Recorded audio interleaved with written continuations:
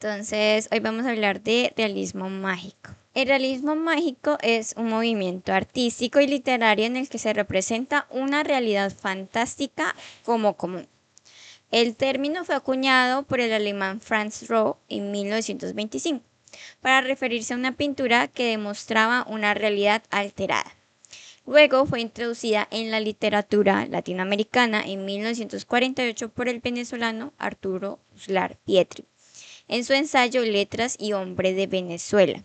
Es un movimiento que se desarrolló profundamente en Latinoamérica, sobre todo entre los años 60-80, con autores como Juan Rulfo, Elena Garro y por supuesto Gabriel García Márquez, entre otros.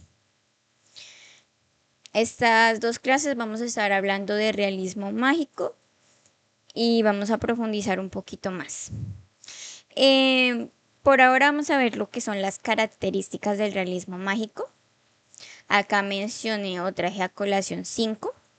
El primero es que el narrador es impasible, no se inmuta ante lo extraño, no nos va a narrar como si lo que estuviera viviendo fuera algo extraordinario.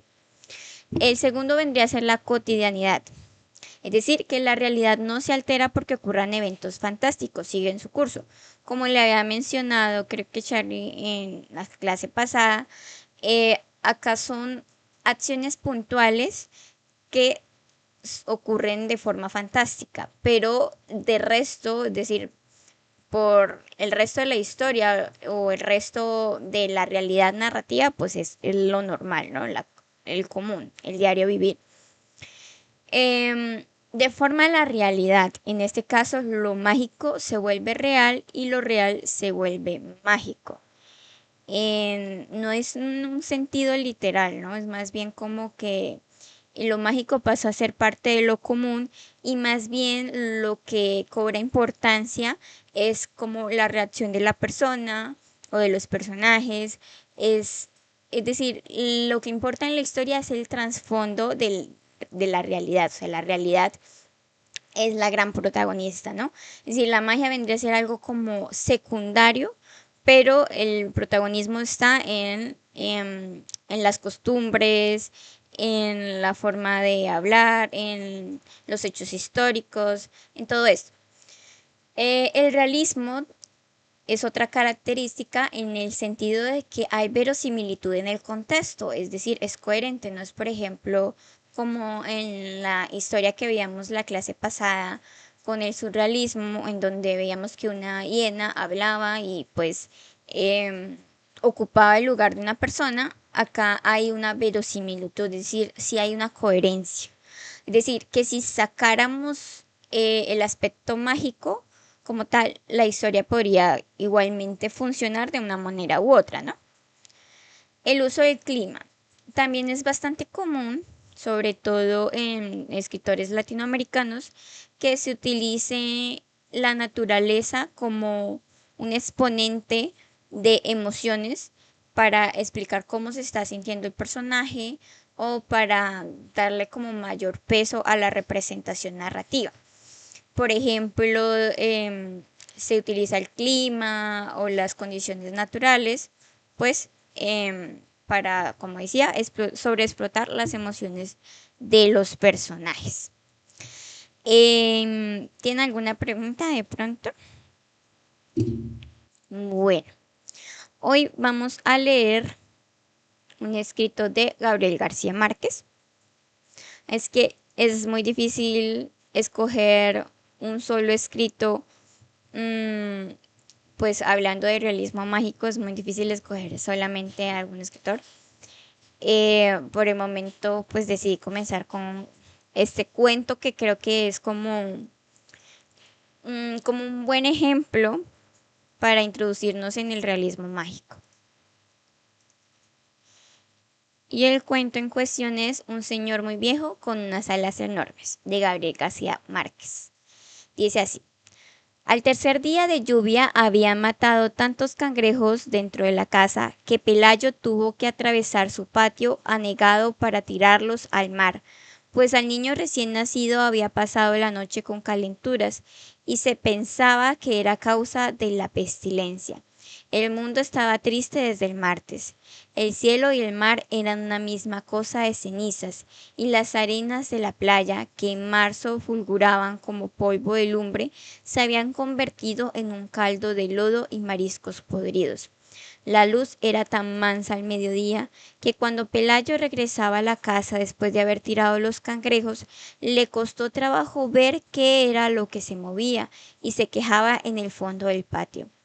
Tuvo que acercarse mucho para descubrir que era un hombre viejo que estaba tumbado boca abajo en el lodazal, y a pesar de sus grandes esfuerzos no podía levantarse porque se lo impedían sus enormes alas. Asustado por aquella pesadilla, Pelayo corrió en busca de Elisenda, su mujer, que estaba poniéndole compresas al niño enfermo, y la llevó hasta el fondo del patio. Ambos observaron el cuerpo caído con un callado estupor. Estaba vestido como un trapero. Le quedaban apenas unas hilachas descoloridas en el cráneo pelado y muy pocos dientes en la boca, y su lastimosa condición de bisabuelo ensopado lo había desprovisto de toda grandeza. Sus alas de gallinazo grandes, sucias y medio desplumadas estaban encalladas para siempre en el lodazal. Tanto lo observaron y con tanta atención que Pelayo y Elisenda se sobrepusieron muy pronto del asombro y acabaron por encontrarlo familiar. Entonces se atrevieron a hablarle, y él les contestó en un dialecto incomprensible, pero con una buena voz de navegante. Fue así como pasaron por alto el inconveniente de las alas y concluyeron con muy buen juicio que era un náufrago solitario de alguna nave extranjera abatida por el temporal. Sin embargo, llamaron para lo que viera a una vecina que sabía todas las cosas de la vida y la muerte, y a ella le bastó con una mirada para sacarlos del error. Es un ángel, les dijo. Seguro que venía por el niño, pero el pobre está tan viejo que lo ha tumbado la lluvia. Al día siguiente todo el mundo sabía que en casa de Pelayo tenían cautivo un ángel de carne y hueso. Contra el criterio de la vecina, sabía, para quien los ángeles de estos tiempos eran sobrevivientes fugitivos de una conspiración celestial, no habían tenido corazón para matarlo a palos. Pelayo estuvo vigilándolo toda la tarde desde la cocina, armado con un garrote de alguacil, y antes de acostarse lo sacó a rastras del lodazal y lo encerró con las gallinas en el gallinero alumbrado. A medianoche, cuando terminó la lluvia, Pelayo y Elisenda seguían matando cangrejos. Poco después el niño despertó sin fiebre y con deseos de comer. Entonces se sintieron magnánimos y decidieron poner al ángel en una balsa con agua dulce y provisiones para 3 días, y abandonarle su suerte en alta mar. Pero cuando salieron al patio con las primeras luces, encontraron a todo el vecindario frente al gallinero, retozando con el ángel sin la menor devoción y echándole cosas de comer por los huecos de las alambradas, como si no fuera una criatura sobrenatural, sino un animal de circo. El padre Gonzaga llegó antes de las 7 alarmado por la desproporción de la noticia. A esa hora ya habían acudido curiosos menos frívolos que los del amanecer, y habían hecho toda clase de conjeturas sobre el provenir del cautivo. Los más simples pensaban que sería nombrado alcalde del mundo, otros de espíritu más áspero. Suponían que sería ascendido a general de 5 estrellas para que ganara todas las guerras. Algunos visionarios esperaban que fuera conservado como semental para implantar en la tierra una estirpe de hombres alados y sabios que se hicieran cargo del universo. Pero el padre Gonzaga, antes de ser cura, había sido leñador macizo. Asomado a las alambradas, repasó un instante su catecismo y todavía pidió que le abrieran la puerta para examinar de cerca a aquel varón de lástima que más parecía una enorme gallina decrépita entre las gallinas absortas. Estaba echado en un rincón, secándose al sol las alas extendidas, entre las cáscaras de fruta y las sobras de desayunos que le habían tirado los madrugadores. Ajeno a las impertinencias del mundo, apenas se levantó sus ojos de anticuario y murmuró algo en su dialecto cuando el padre Gonzaga entró en el gallinero y les dio los buenos días en latín. El párroco tuvo la primera sospecha de impostura al comprobar que no entendía la lengua de Dios ni sabía saludar a sus ministros. Luego observó que visto de cerca resultaba demasiado humano. Tenía un insoportable olor de intemperie. al revés de las alas sembrando de algas parasitarias y las plumas mayores maltratadas por vientos terrestres, y nada de su naturaleza miserable estaba de acuerdo con la egregia dignidad de los ángeles. Entonces abandonó el gallinero y con un breve sermón previno a los curiosos contra los riesgos de la ingenuidad. Les recordó que el demonio tenía la mala costumbre de recurrir a artificios de carnaval para confundir a los incautos. Argumentó que si las alas no eran el elemento esencial para determinar las diferencias entre un gavilán y un aeroplano, mucho menos podían serlo para reconocer a los ángeles. Sin embargo, prometió escribir una carta a su obispo, para que éste escribiera otra al sumo pontífice, de modo que el veredicto final viniera de los tribunales más altos. Su prudencia cayó en corazones estériles. La noticia del ángel cautivo se divulgó con tanta rapidez que al cabo de pocas horas había en el patio un alboroto de mercado y tuvieron que llevar la tropa con bayonetas para espantar el tumulto que ya estaba a punto de tumbar la casa. Elisenda, con el espinazo torcido de tanto barrer basura de feria, tuvo entonces la buena idea de tapiar el patio y cobrar 5 centavos por la entrada para ver al ángel. Vinieron curiosos hasta de la Martinica. Vino una feria ambulante con un acróbata volador, que pasó zumbando varias veces por encima de la muchedumbre, pero nadie le hizo caso porque sus alas no eran de ángel, sino de murciélago sideral. Vinieron en busca de salud los enfermos más desdichados del Caribe. Una pobre mujer que desde niña estaba contando los latidos de su corazón y ya no le alcanzaban los números. Un jamaicano que no podía dormir porque lo atormentaba el ruido de las estrellas.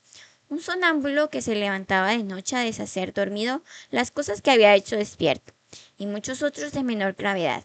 En medio de aquel desorden de naufragio que hacía temblar la tierra, Pelayo y Elisenda estaban felices del cansancio, porque en menos de una semana atiborraron de plata a los dormitorios, y todavía la fila de peregrinos que esperaban su turno para entrar llegaba hasta el otro lado del horizonte.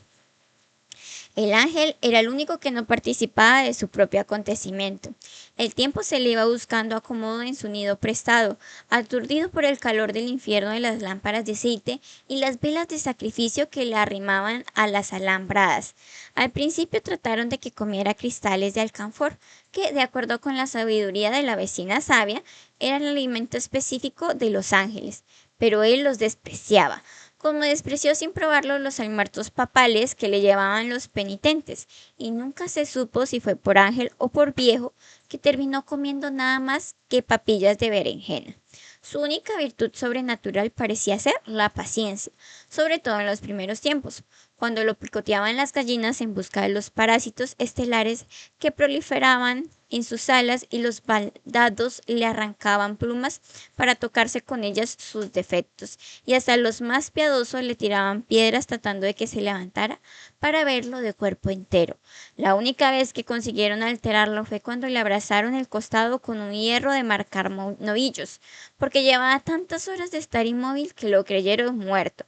Despertó sobresaltado, despotricando en lengua hermética y con los ojos en lágrimas, y dio un par de aletazos que provocaron un remolino de estiércol de gallinero y polvo lunar, y ventarrón de pánico que no parecía de este mundo, aunque muchos creyeron que su reacción no había sido de rabia, sino de dolor. Desde entonces se cuidaron de no molestarlo, porque la mayoría entendió que su pasividad no era la de un héroe en uso de buen retiro, sino la de un cataclismo en reposo. El padre Gonzaga se enfrentó a la frivolidad de la muchedumbre con fórmulas de inspiración doméstica, mientras le llegaba un juicio terminante sobre la naturaleza del cautivo. Pero el correo de Roma había perdido la noción de la urgencia.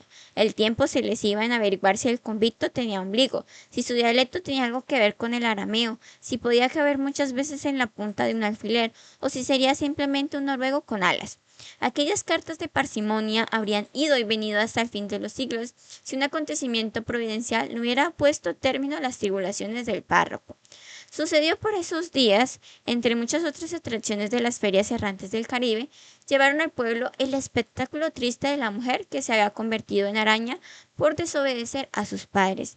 La entrada para verla no solo costaba menos que la entrada para ver al ángel, sino que permitían hacerle toda clase de preguntas sobre su absurda condición y examinarla al derecho y al revés, de modo que nadie pusiera en duda la verdad del horror. Era una tarántula espantosa del tamaño de un carnero y con la cabeza de una doncella triste. Pero lo más desgarrador no era su figura de disparate, sino la sincera aflicción con que contaba los pormenores de su desgracia. Siendo casi una niña, se había escapado de la casa de sus padres para ir a un baile, y cuando regresaba por el bosque después de haber bailado toda la noche sin permiso, un trueno pavoroso abrió el cielo en dos mitades, y por aquella grieta salió el relámpago de azufre que la convirtió en araña. Su único alimento eran las bolitas de carne molida que las almas caritativas quisieran echarle en la boca. Semejante espectáculo, cargado de tanta verdad humana y de tan temible escarmiento, tenía que derrotar sin proponérselo al ángel despectivo que apenas se dignaba a mirar a los mortales. Además, los escasos milagros que se le atribuían al ángel revelaban un cierto desorden mental, como el del ciego que no recobró la visión, pero le salieron 3 dientes nuevos, y el del paralítico que no pudo andar, pero estuvo a punto de ganarse la lotería, y el del leproso a quien le nacieron girasoles en las heridas.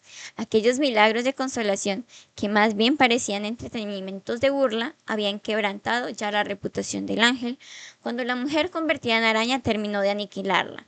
Fue así como el padre Gonzaga se curó para siempre del insomnio, y el patio de Pelayo volvió a quedar tan solitario como en los tiempos en que llovió 3 días y los cangrejos caminaban por los dormitorios. Los dueños de la casa no tuvieron nada que lamentar. Con el dinero recaudado construyeron una mansión de 2 plantas, con balcones y jardines, y con sardineles muy altos para que no se metieran los cangrejos el invierno, y con barras de hierro en las ventanas para que no se metieran los ángeles. Pelayo estableció además un criadero de conejos muy cerca del pueblo, y renunció para siempre a su mal empleo de alguacil. Elisenda se compró unas zapatillas satinadas de tacones altos y muchos vestidos de seda tornasol, de los que usaban las señoras más codiciadas en los domingos de aquellos tiempos. El gallinero fue lo único que no mereció atención. Si alguna vez lo lavaron con creolina y quemaron las lágrimas de mirra en su interior, no fue por hacerle honor al ángel, sino por conjurar la pestilencia de muladar que ya andaba como un fantasma por todas partes y estaba volviendo vieja la casa nueva. Al principio, cuando el niño aprendió a caminar, se cuidaron de que no estuviera cerca del gallinero, pero luego se fueron olvidando del temor y acostumbrándose a la peste, y antes de que el niño mudara los dientes, se había metido a jugar dentro del gallinero, cuyas alambradas podridas se caían a pedazos. El ángel no fue menos displicente con él que con el resto de los mortales, pero soportaba las infamias más ingeniosas con una macedumbre de perros sin ilusiones. Ambos contrajeron la varicela al mismo tiempo. El médico que atendió al niño no resistió la tentación de auscultar al ángel y encontró tantos soplos en el corazón y tantos ruidos en los riñones que no le pareció posible que estuviera vivo. Lo que más le asombró, sin embargo, fue la lógica de sus alas. Se resultaban tan naturales en aquel organismo completamente humano que no podía entender por qué no las tenían también los otros hombres. Cuando el niño fue a la escuela, hacía mucho tiempo que el sol y la lluvia habían desbaratado el gallinero. El ángel andaba arrastrándose por acá y por allá, como un moribundo sin dueño. Lo sacaban a escobazos de un dormitorio y un momento después lo encontraban en la cocina. Parecía estar en tantos lugares al mismo tiempo que llegaron a pensar que se desdoblaba, que se repetía a sí mismo por toda la casa, y la exasperada Elisenda gritaba fuera de quicio que era una desgracia vivir en aquel infierno lleno de ángeles. Apenas si podía comer. Sus ojos de anticuario se le habían vuelto tan turbios que andaba tropezando con los horcones, y ya no le quedaban sino las cánulas peladas de las últimas plumas. Pelayo le echó encima una manta y le hizo la caridad de dejarlo dormir en el cobertizo, y solo entonces advirtieron que pasaba la noche con calenturas delirantes en trabalenguas de noruego viejo. Fue esa una de las pocas veces en que se alarmaron, porque pensaban que se iba a morir, y ni siquiera la vecina sabia había podido decirles qué se hacía con los ángeles muertos. Sin embargo, no solo sobrevivió a su peor invierno, sino que pareció mejor con los primeros soles. Se quedó inmóvil muchos días en el rincón más apartado del patio, donde nadie lo viera, y a principios de diciembre empezaron a nacerle en las alas unas plumas grandes y duras, plumas de pajarraco viejo, que más bien parecían un nuevo percance de la decrepitud. Pero él debía conocer la razón de estos cambios, porque se cuidaba muy bien de que nadie los notara y de que nadie oyera las canciones de navegantes que a veces cantaba bajo las estrellas. Una mañana, Elisenda estaba cortando rebanadas de cebolla para el almuerzo, cuando un viento que parecía de mar se metió en la cocina. Entonces se asomó por la ventana y sorprendió al ángel en las primeras tentativas del vuelo. Eran tan torpes que abrió con las uñas un surco de arado en las hortalizas y estuvo a punto de desbaratar el cobertizo con aquellos aletazos indignos que resbalaban en la luz y no encontraban asidero en el aire, pero logró ganar altura. Elisenda exhaló un suspiro de descanso, por ella y por él, cuando lo vio pasar por encima de las últimas casas, sustentándose de cualquier modo con un azaroso aleteo de buitre senil.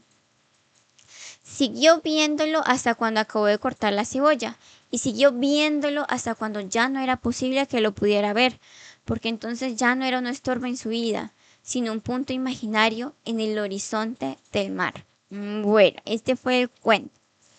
¿Qué podemos notar primero aquí antes de seguir con el ejercicio? Podemos notar que si bien hay un elemento fantástico, lo que importa aquí es la realidad de la historia. Es decir, importa que el niño se salvara de la muerte. Importa que el matrimonio pagara por la entrada del ángel para ver al ángel para que pudieran remodelar la casa. Importa que Elisenda se sintiera molesta por su presencia porque causaba más estrés que de pronto bendiciones como uno esperaría.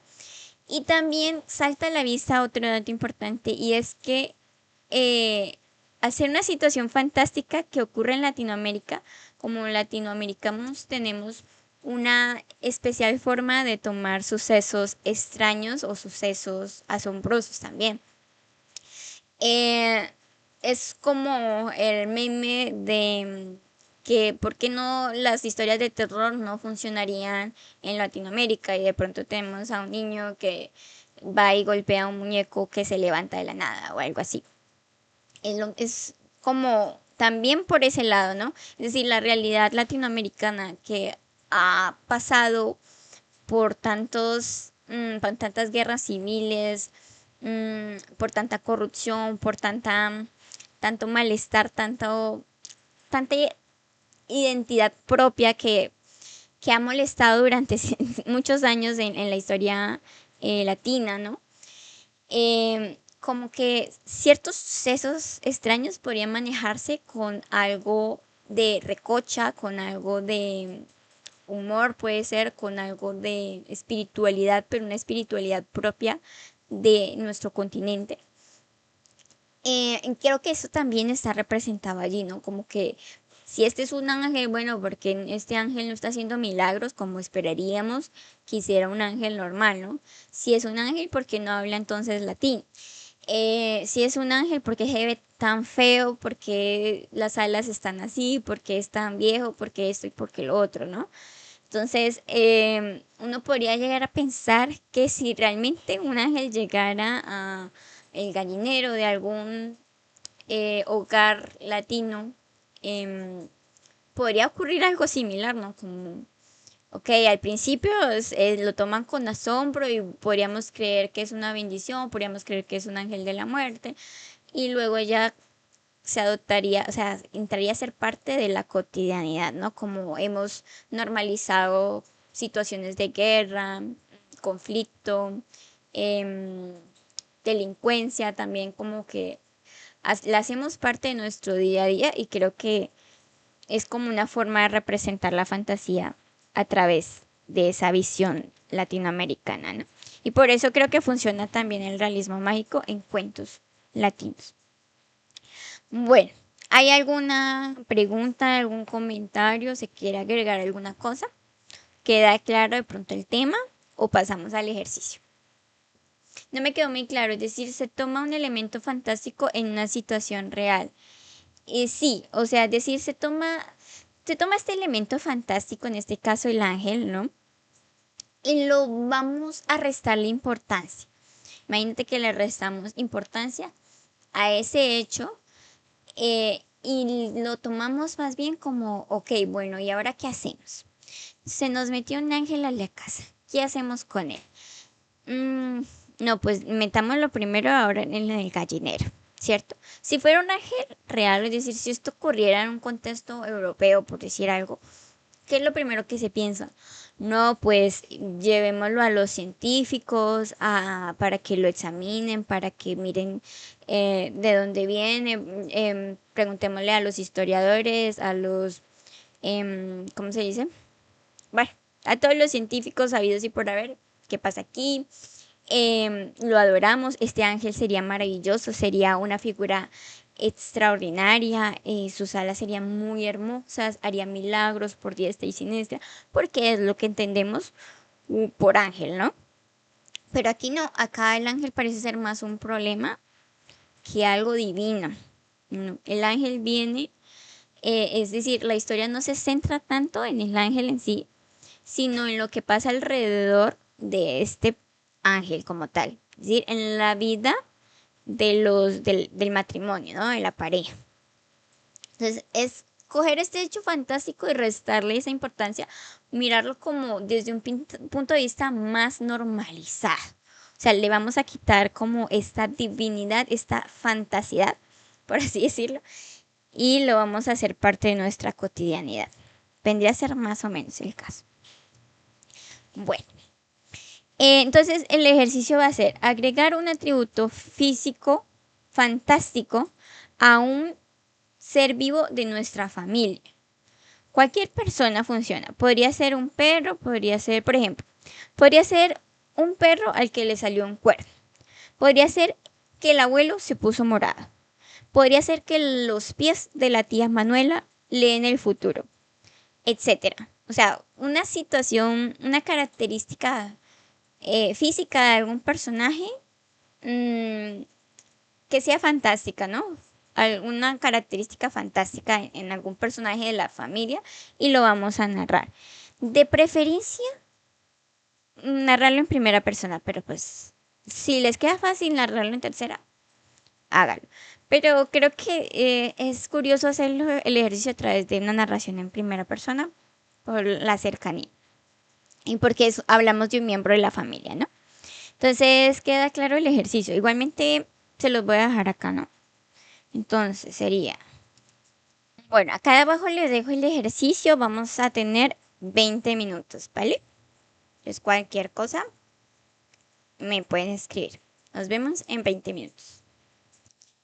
Para la Tinker, ahorita más tarde les voy a compartir el listado de ejercicios dejados en el taller actualizado. O sea, voy a subirles el archivo de la lectura del día de hoy y del ejercicio del día de hoy. Bueno, aún no termino, apenas estaba dando el contexto. Pero al menos déjenme saber de qué va la historia, porque pues me da mucha curiosidad. El tema es interesante, o sea, aquí hay mucha tela para cortar. Déjenme saber de qué va su historia. Emerson está escribiendo. Y por favor, no se vayan. Dime, habla. No, no, dale. Ah, pero no, ¿de qué era el deseo exactamente? O sea, ¿de qué planeabas hacer el deseo? Ok, está interesante, habría que desarrollar la idea. Dice Emerson que lo tengo, pero no habrá final bonito. Bueno, no importa, lo del final si es bonito, si no, es como lo de menos. Pero ¿de qué va tu historia, Emerson? Cuenta. Chicos, mientras Emerson termina de escribir, quería hacerles una pregunta. Mm, ¿Quieren que cambiemos el horario de las clases? Este horario había sido sugerido por los chicos que participaron el año pasado. Mm, pero pues yo estoy abierta a cambiar el horario si de pronto les queda más fácil otro día o otra hora. Por ejemplo, si es el día sábado, puede ser a las 5 en horario colombiano. Acá van a ser las 7, son las 6:56. Podría ser el domingo, pero más temprano, es decir, a las 5 en horario colombiano. Escucho sugerencias si quieren o que dejemos esta hora, está bien, no sé. Pues voy a dejar la sugerencia ahí en el chat. Bueno, y Emerson me estaba escribiendo, pero no sé. Ah, ya dice, bueno, una hermana con discapacidad de la noche a la mañana se cura de forma milagrosa y además de alguna manera inexplicable empieza a manifestar ciertos milagros a las personas que la tocan, pero nadie se da cuenta del costo que conlleva solo el hermano hasta el deceso de la hermana. Ok, está interesante. Creo que hay una historia de hecho así, me parece, quiero recordar en mi repertorio de cuentos leídos alguna historia de una persona que pronto comenzó a hacer milagros. No sé si está dentro de los cuentos de Gabriel García Márquez, pero podría leer más como para inspirarte allí. Pero bueno, es una buena historia también. Nadie hizo la de la tía que los pies podían leer el futuro. Me quedó sonando la idea. Pero bueno, será para otro tema. Entonces iba a corregir un cuento de Charlie, pero Charlie no está, entonces me tocaría corregirlo en privado. Se salvó de la corrección en público, Charlie. Esta clase va a quedar grabada pues para la Jingle o para los otros que no pudieron asistir.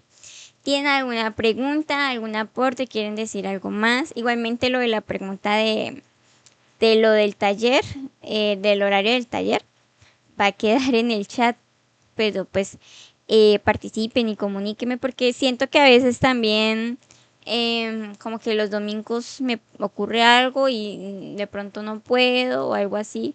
Como que siento que ya también les he fallado bastante los domingos, como que el sábado sería un día como más preciso para mí, o sea, como más fijo, pero pues si no, pues tampoco hay problema, ¿no? O sea, igualmente hago lo posible por dar la clase el domingo. Entonces voy a dejar esa inquietud ahí abierta, ¿vale? Y pues nada, chicos, si no hay preguntas ni nada más, nos veríamos el próximo domingo o pues el día que ustedes decidan. Bueno, bueno chicos, muchas gracias por asistir el día de hoy. Nos veríamos entonces la próxima clase, de nuevo hablando de realismo mágico. Entonces, que estén muy bien. Chao chicos, que tengan un feliz inicio de semana.